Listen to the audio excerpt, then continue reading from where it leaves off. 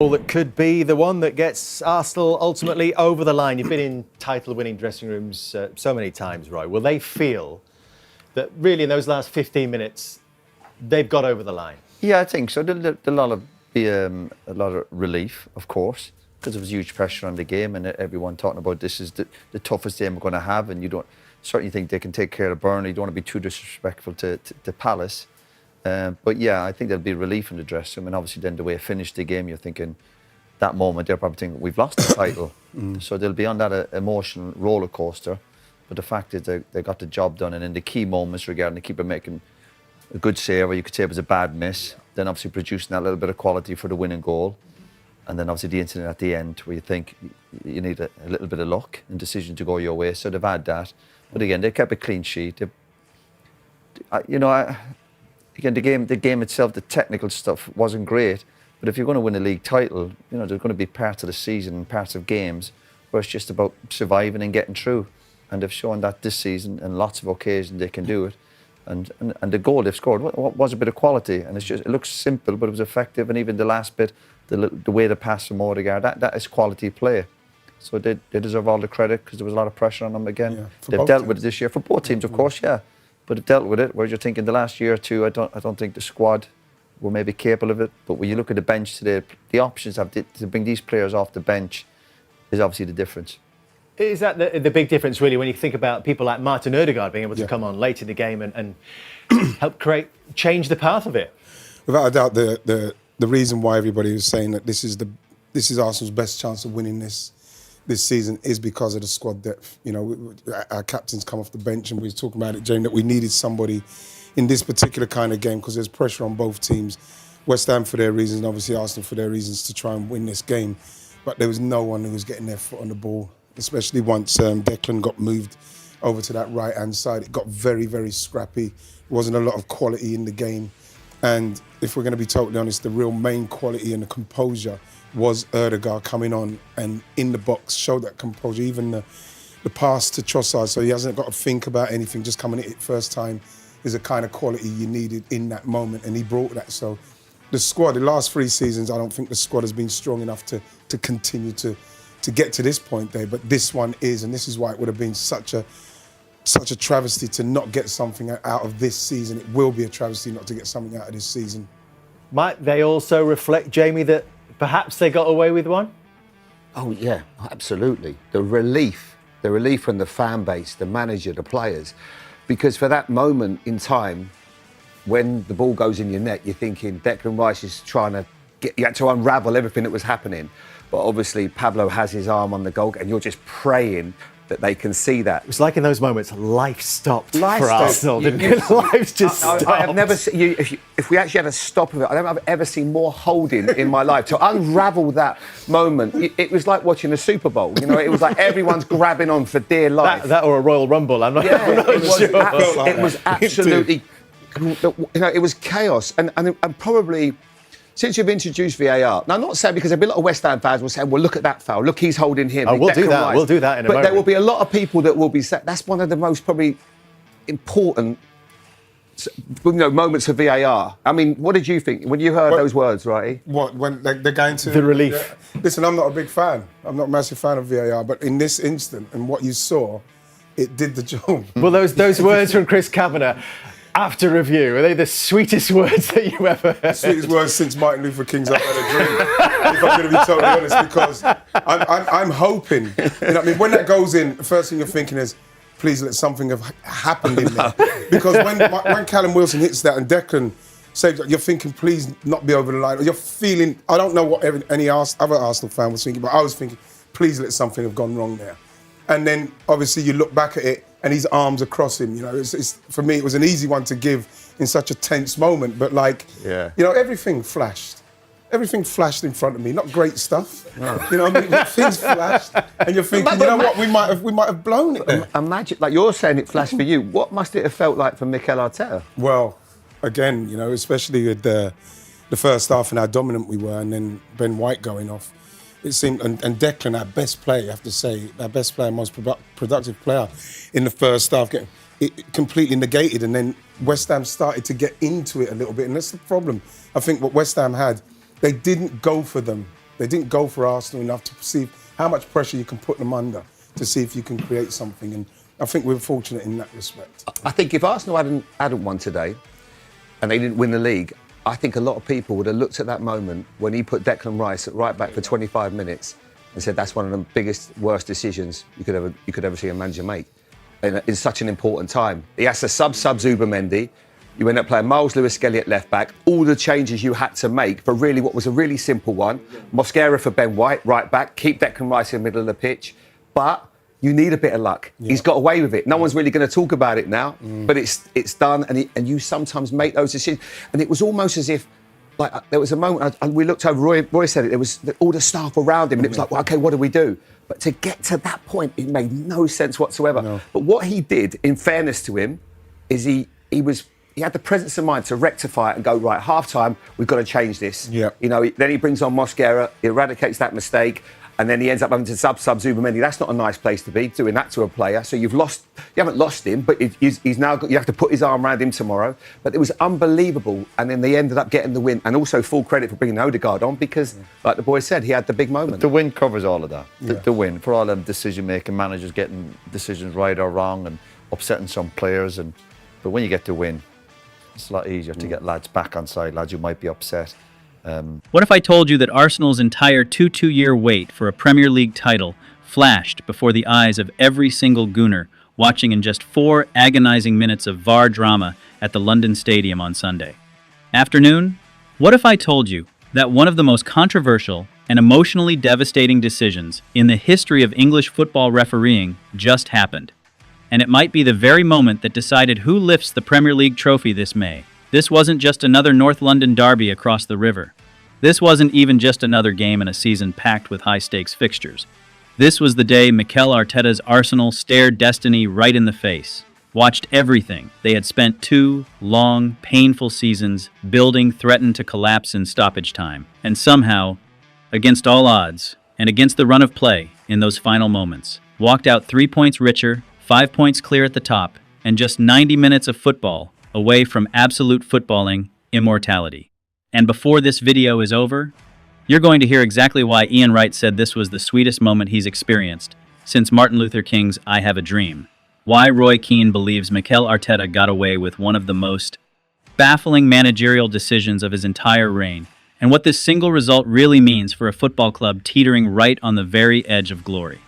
Hello, Gooners! Welcome back to Arsenal Quick News, your absolute go-to destination for the latest Arsenal FC updates, the sharpest takes in the game, and the deepest analysis on everything happening at the Emirates Stadium and beyond. So tell me honestly, where were you when Chris Kavanagh finally disallowed that Callum Wilson equaliser? Were you collapsed on the floor of your living room? Were you down on your knees, praying to whatever footballing gods you believe in? Did you, like Ian Wright himself, watch your entire Arsenal supporting life flash before your eyes in those 4 endless minutes? Because today is one of those days every single Arsenal fan on the planet will remember forever. So before we dive deeper into this absolute drama, please do me a massive favor and smash that subscribe button, hit the notification bell, and join the family so you never miss a single update as we hurtle towards what could end up being the greatest week in the modern history of this entire football club. So let's lay out exactly what happened at the London Stadium on Sunday afternoon, because the bare headline of a 1-0 win does absolutely no justice whatsoever to what actually unfolded over those 90-plus minutes of football. Arsenal arrived in East London needing 3 points to keep Manchester City at arm's length in this brutal Premier League title race. Pep Guardiola's side had thumped Brentford 3-0 the day before. The pressure had been ratcheted up to breaking point, and West Ham, sitting third from bottom and fighting desperately for their Premier League survival, were never going to roll over and die for the visitors. Leandro Trossard nearly opened the scoring early on with a powerful header from a corner that Mads Hermansen tipped over, before the Belgian winger then headed the rebound onto the crossbar. Arsenal dominated possession, controlled territory, and looked by far the more likely side to break the deadlock in that opening half hour. Then, suddenly, disaster struck. Ben White pulled up injured midway through the first half, and Arteta made the tactical call that would define the entire match. He pushed Declan Rice out to right back. Suddenly, Arsenal's best and most influential player in that opening period was completely neutralized, isolated on the touchline, dragged out of the central midfield areas where he had been pulling all the strings. West Ham sensed blood in the water immediately. Valentin Castellanos came within inches of giving the Hammers a shock lead just before halftime, throwing himself at an Aaron Wan-Bissaka cross with a diving header that David Raya somehow stretched out at full extension to save. At the break, Arteta finally corrected his own error, bringing on Christian Mosquera at right back so that Rice could return to his preferred midfield role. But even then, the momentum had clearly shifted to the home side. David Raya pulled off a quite brilliant point-blank stop to deny Mateus Fernandes from just 5 yards out, a save that, in hindsight, you can absolutely argue might just have won Arsenal the entire Premier League. Then in the 83rd minute, the moment finally arrived. Martin Odegaard, fresh off the bench as a substitute and brimming with that quality and composure the team had been crying out for, played a slick 1-2 with Rice and clipped a delicate pass into Trossard. The Belgian struck cleanly from 12 yards out. The ball took a wicked deflection off a West Ham defender and looped past a wrong-footed Hermansen into the bottom corner. The Arsenal away end absolutely erupted. Arsenal were finally heading for the title. And then, well, then came the chaos that none of us watching will ever forget for as long as we live. Have you ever watched a VAR review and felt your entire footballing soul physically leave your body? Because that is precisely what happened in stoppage time when Callum Wilson smashed home a rebound after David Raya could only parry a Hammers shot back into the danger zone. The London Stadium absolutely exploded. Arsenal players collapsed onto the turf. Mikel Arteta turned away in pure horror, and then the slow, agonizing, brutally drawn-out VAR check began. For over 4 full minutes, every single gooner on the planet was holding their breath as referee Chris Kavanagh and his team trawled through replay after replay, looking for the contact, looking for the foul, looking desperately for any reason to chalk off what would have been one of the most psychologically devastating equalizers in Arsenal's modern history. Pablo, the West Ham defender, had his arm draped firmly across Raya's chest. The contact was minimal, but it was clearly there. Declan Rice had been holding his marker tight. Trossard had also been pulling shirts in the box. It was, as Ian Wright vividly described on Sky, like a royal rumble, like a Super Bowl scrum, 10 bodies all fighting for position in 5 yards of penalty box space. When Kavanagh finally announced that the goal had been disallowed for the foul on Raya, the relief that swept through the Arsenal end was almost otherworldly. This is where you absolutely have to understand what this single moment really means for the bigger picture. Arsenal are now 5 points clear of Manchester City at the top of the Premier League.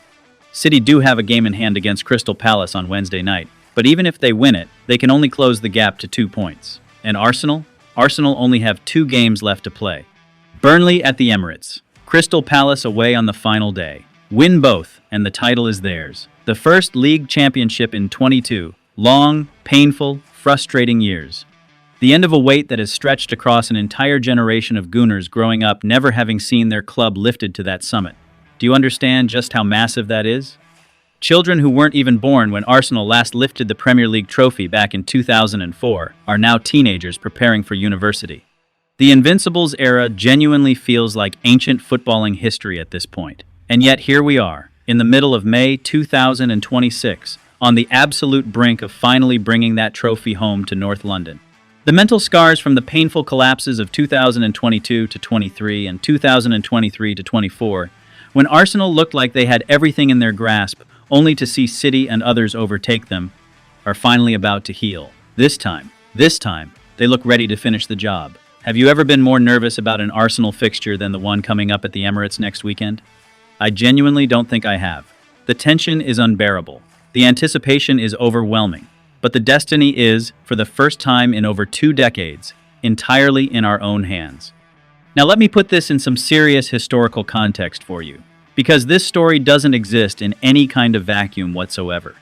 Thierry Henry himself, the greatest Premier League player Arsenal have ever produced and an absolute cornerstone of the 2003-04 Invincibles, recently said that this Arteta squad would be remembered forever as the Unforgettables if they managed to win both the Premier League and the Champions League this season. Think about that statement for a moment. The Invincibles went unbeaten in the entire league campaign. They are the gold standard, the benchmark, the team every single Arsenal manager since has been measured against. And yet Thierry Henry himself is now saying this current group could go on to carve out their very own mythology. Because remember, Arsenal aren't just chasing the title here. They have already booked their place in their first Champions League final since 2006, beating Atletico Madrid in the semi-finals on Tuesday, and now lining up a winner-takes-all date with Paris Saint-Germain in Budapest on May 30. A domestic and European double would make this the single greatest season in the entire 139-year history of Arsenal Football Club. Let that genuinely sink in for a moment. Greater than the Invincibles. Greater than the League and FA Cup doubles of 1971, 1998, and 2002. Greater than the European Cup Winners' Cup triumph of 1994. Let's compare this to other modern title runs as well. Liverpool's painful collapse under Jurgen Klopp in 2018-19, when they finished on a staggering 97 points and still ended up losing the title to City. Tottenham's famous bottle job in 2015-16 when Leicester pipped them. Manchester United's various title charges throughout the early Sir Alex Ferguson era. What makes this current Arteta Arsenal team different is that they've genuinely been here before. They led the league last season and the season before that. They've been punched right in the mouth by failure twice already in this title era. And unlike those previous Liverpool and Tottenham sides that ultimately collapsed under the weight of expectation, this Arsenal team is still standing, still leading, still fighting tooth and nail. Ian Wright made the brilliant point on Sky on Sunday that the single biggest difference this season is the genuine squad depth Arteta now has at his disposal. Christian Mosquera coming on at halftime to fix a tactical problem. Martin Odegaard introduced from the bench and immediately producing the assist of the season. Mikel Merino, Gabriel Martinelli, Kai Havertz, all genuine first-team weapons that Arteta can deploy when matches get tight. The previous Arsenal title challenges fell apart because the squad didn't have the strength and depth to recover from injuries and tactical setbacks. This squad absolutely does. And Sunday at the London Stadium was the ultimate proof of just how far this evolution has come. So what happens now? Where does this Arsenal team go from here?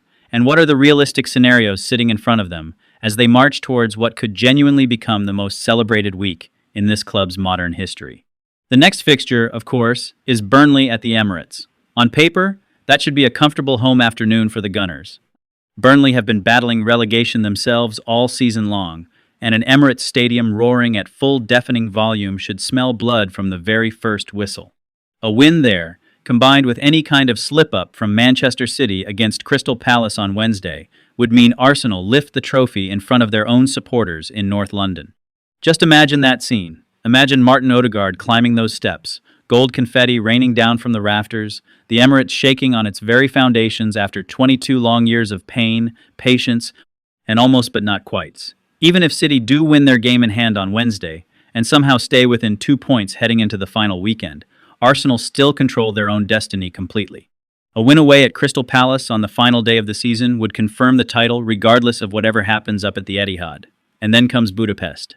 Then comes Paris Saint-Germain on May 30 inches, the Champions League final, a match Arsenal can approach, with everything still on the line or with a little bit of luck, with the Premier League trophy already safely wrapped up in the boardroom back home. Arsenal's mental strength has been questioned countless times in recent years, but consider what we just witnessed on Sunday afternoon. Pinned back for long periods, tactically wobbly when Ben White went off, denied multiple times by their own goalkeeper just to stay level, and yet they found a way. They found Trossard.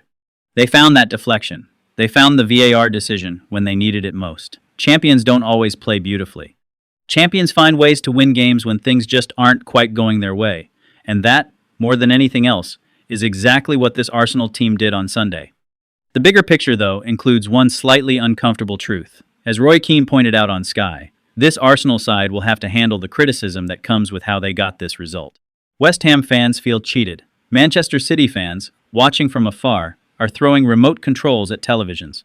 The conversation around the consistency of VAR decisions across the entire season is going to follow Arsenal all the way to the trophy lift.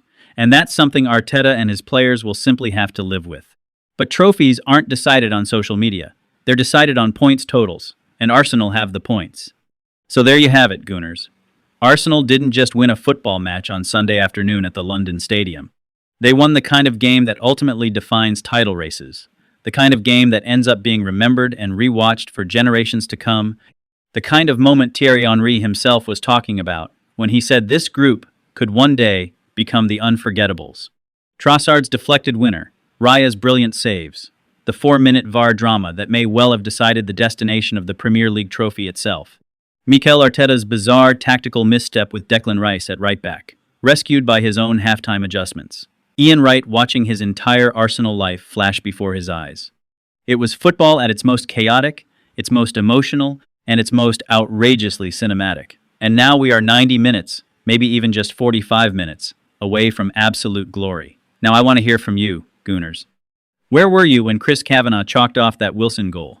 Do you think Arsenal will get the job done against Burnley? Or do you genuinely believe this team has one more dramatic twist left in them before they finally lift that trophy after 22 long years? Drop your thoughts in the comments below. I read every single one of them, and I love hearing from this community. If you enjoyed this breakdown, please smash that like button, subscribe to Arsenal Quick News for daily Arsenal coverage, and ring that notification bell so you're the very first to hear when the title is finally sealed and the celebrations begin in North London. We are this close, Gooners. We are this close. Come on, you Reds.